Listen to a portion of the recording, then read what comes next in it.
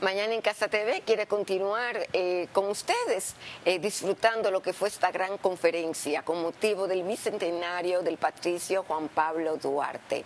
Esta conferencia fue auspiciada por Iniciativas para República Dominicana.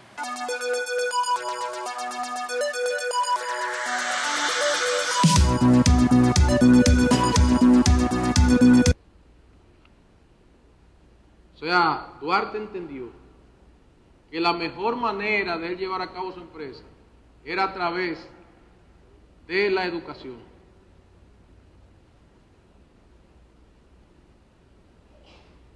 Y eso fue lo que hizo. Educar a aquellos que él entendía que eran potenciales para llevar a cabo su empresa. Él le daba clase a todo el mundo, porque estamos hablando que Duarte llega en el 31 y es en el 38 que funda la Trinitaria. Entonces, él le daba clase y según le iba dando clase, se iba interrelacionando con ellos y de ahí identificaba quiénes eran aquellos que se le podía confiar, oiga bien, integrarse a un movimiento conspirativo contra un régimen que se había afianzado, como era el régimen de Boyer. Sigue diciendo Rosa Duarte, los traidores de todos los tiempos llamaban vastísimo el proyecto de independizar la patria y no se engañaban, pues era vastísimo sin dudas, pues que no contaban para realizarlo sino con un pueblo acostumbrado a la servidumbre. Y termina, y no tan solo transmitía su conocimiento, sino que tenía a disposición de sus amigos, o del que lo necesitara, sus libros, que él tanto estimaba. ¿Y cuál era la materia preferida de Duarte? La filosofía. Es famoso su pensamiento, donde él establece que la política no es una especulación, es la ciencia más pura y más digna, después de la filosofía, de ocupar las inteligencias nobles. El buen ejemplo, lo poco o mucho que hemos podido hacer, o hiciéramos aún en obsequio de una patria que no es tan cara y tan digna de mejor suerte, no dejará de tener imitadores, y este consuelo nos acompañará a la tumba. Como se puede observar, al mismo tiempo que coloca a la política en segundo rango, de donde se deduce que la enseñanza de la filosofía tenía por norte motivar el fundamento de la política en forma noble y enaltecedora, como él la entendía. Junto a esta preferencia por la filosofía, descansaba su devoción por las matemáticas. Junto a esta preferencia por la filosofía, en la aspiración de hacer de la política una ciencia, las matemáticas, sobre todo con su derivación estadística, son esenciales para la estrategia política, y la acción política de Duarte ofrece muestras conspicuas de su notoria capacidad de estratega en ese campo. Además, en sus tareas preparatorias se percató del significado decisivo que a la postre tendría el aspecto militar de su empresa, y para la eficiencia en ese orden de actividades, las matemáticas desempeñaban un papel de primera importancia. A la acción docente unió la fase del activista social, que aprovecha todas las alternativas para favorecer de manera discreta en los diversos círculos del medio en que se mueve el auge de las tendencias que lo alientan, tomando en cuenta que en un ambiente semidesolado como el de Santo Domingo para entonces, concitaba curiosidad y prestigio para cualquiera el arribo procedente de los centros más civilizados del mundo, y su presencia se hacía notar por la inteligencia y limpieza del alma que denunciaba y la expresión de su rostro, así como por su dignidad afable y acogedora, peculiaridades y las circunstancias que le favorecieron para crear nexos personales y ocupar sitial aventajado en breve término en cualquier parte. Consciente de que llegaría el momento para el uso de las armas, practicaba con sus amigos sesiones de esgrimas en el almacén de su padre, alcanzando fama como hábiles espadachines.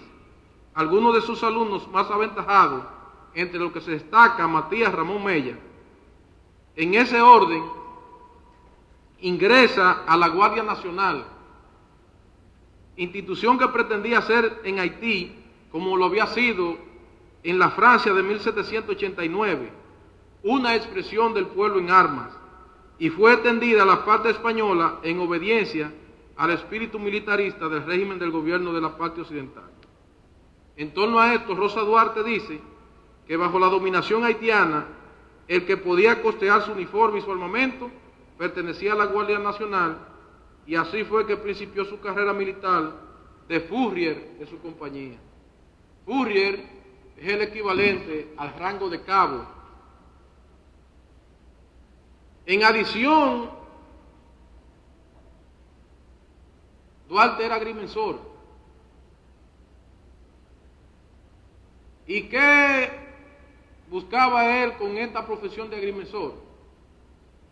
¿Quién va a sospechar que una persona que ande midiendo tierra está conspirando? Está trabajando sin despertar sospecha en las autoridades haitianas,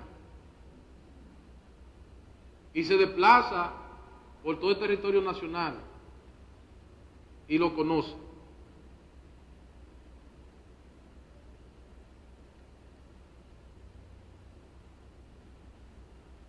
El ideal que aporta Duarte es la plena conciencia de lo propio en función de deberes y derechos, de nación y nacionalismo, de independencia y soberanía, que alienta una confianza en sí mismo, que frente a la carencia de recursos puede parecer ajena a la realidad, pero que rompe el complejo con caracteres de maleficio que se había incubado en el calor de las vicisitudes históricas para presentar como indispensable la protección extranjera, y así lo expresa.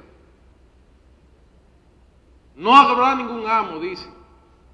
Se formará una república independiente, libre de toda dominación extranjera, con su bandera propia, en la cual se destacarán los colores clásicos, azul, rojo y blanco. El azul, símbolo del ideal; el rojo, que debía representar la sangre de sus libertadores; y el blanco, en forma de una cruz, que serviría de norte y guía a la nueva nacionalidad, inspirando a sus hijos las ideas de paz, unión, confraternidad y supremo sacrificio en aras del ideal. Y para conquistar esa independencia no necesitaremos ejército extranjero. La república se formará por su propio esfuerzo.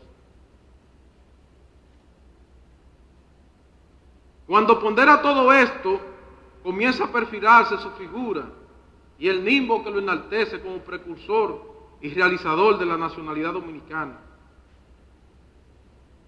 En su proyecto de constitución sustenta que la nación dominicana es la reunión de todos los dominicanos, que la nación dominicana es libre e independiente y no es ni puede ser jamás parte integrante de ninguna otra potencia, ni el patrimonio de familia, ni persona alguna propia, ni mucho menos extraña. Cuando funda la Sociedad Secreta La Trinitaria como organismo conspirativo que supo difundir por todos los ámbitos del país, sobre todo entre la juventud,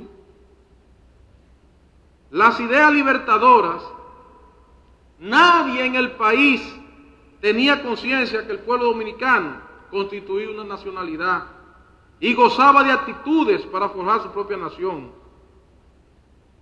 Fíjense con las cualidades que contaba: era dueño de un territorio perfectamente definido, que había defendido a punta y lanza y al filo de machete desde los días de la invasión de Penn y Venables en 1655.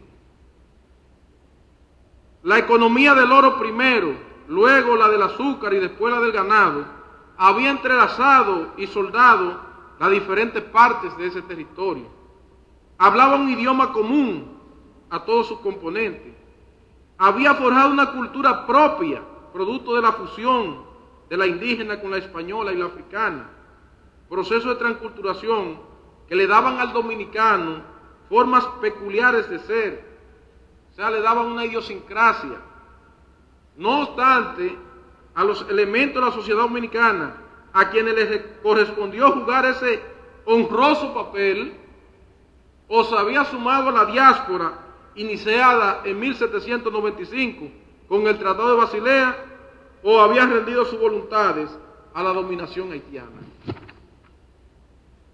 Concibió que para vencer a los haitianos, lo más importante era poner en el corazón de cada dominicano tres aspectos morales: Dios, patria y libertad, pues la panorámica que tenía ante sí era una ideología colonial, un alma esclava, un espíritu apocado, un corazón sin fe, un pueblo resignado a sufrir todas las agresiones, y comprendió que su misión debía ser la de un educador que lograra enardecer el fuego de esos tres grandes sentimientos: el de la religión, el del amor a la patria y el de la libertad.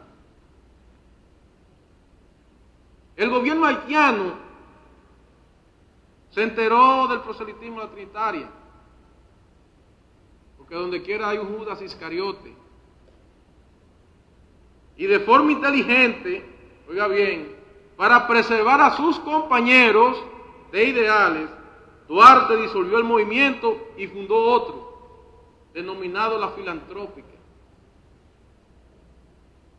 Fíjense que ante el tropiezo no se amilana, sino que continúa, tiene otro curso de acción. Pero no se queda solamente en la filantrópica para recabar fondos. Utiliza la estrategia del arte. Funda otra sociedad que tuvo mucho más impacto, la dramática. ¿Y qué hace la dramática? Realizan presentaciones teatrales. Pero cada una de esas presentaciones estaba orientada a enviar mensajes subliminales. Una de las más famosas es de un autor llamado Eugenio de Ochoa, que tiene una obra que se llama Del año 23, en Cádiz. ¿Y qué narra de Ochoa en esa obra? Hacían obras de cuando Francia estaba ocupando España, a raíz de la imposición del rey Fernando VII. Como dijimos anteriormente, usted sabe que Francia ocupa España, Fernando VII es depuesto, y en el resurgir de Fernando VII, que se comienzan los movimientos por conseguir de nuevo que sea instaurada la Constitución de Cádiz de 1812, comienzan a hacer una crítica a ese dominio francés. Y una de sus obras, en una de sus partes, dice: me quiere llevar el diablo cuando me piden un pan y me lo piden en francés. Un edecán del gobernador Alexis Carrier, que se encuentra ahí. Acuérdense que los haitianos habían impuesto el francés como el idioma. Entonces van a buscar, y cuando van al libreto, exactamente dice así. No se está conspirando, simplemente se está haciendo uso del arte, de la obra de este señor, de este autor español. Y continúa ese proceso que va a culminar posteriormente con el movimiento el movimiento emancipador. Pero los trinitarios en ese proceso, ellos fungían de arquitectos, de obreros, de actores, de taquilleros, o sea, ellos hacían de todo ahí. Uno de los actores más famosos que tuvo ese movimiento de la dramática fue Juan Isidro Pérez, por las persecuciones a que fue sometido, se volvió loco, le decían el divino loco. Pero Duarte se quedó en las organizaciones. Ese no era su carácter. Duarte no es lo que mucha gente han querido que nosotros pensemos que era. Un apóstol. No, Duarte era un hombre de acción. Él estaba atento, tenía visión estratégica. Y siempre buscó la manera de hacer alianzas. Hizo un viaje a Venezuela, porque Venezuela era uno de los lugares donde la diáspora dominicana siempre iba a parar, Venezuela, Puerto Rico y Cuba. Se llevó a Venezuela tratando de conquistar a los que se habían refugiado allí a consecuencia del Tratado de Basilea, pero ya parece que se habían curtido con la llanura de Venezuela y no tuvo éxito. Donde él sí tuvo éxito fue cuando él se enteró que en Haití se estaba conspirando para derrocar el gobierno de Boyer. Porque él entendía que era preferible luchar contra un gobierno nuevo, que generalmente tiene ciertas debilidades, que contra un gobierno que estaba afianzado como el de Boyer. Y buscó fórmula para constatar a los que estaban llevando a cabo ese movimiento. Y nombró al trinitario Juan Nepomuceno Ravelo. Pero Ravelo no tuvo éxito en tratar de comunicarse con los conspiradores haitianos.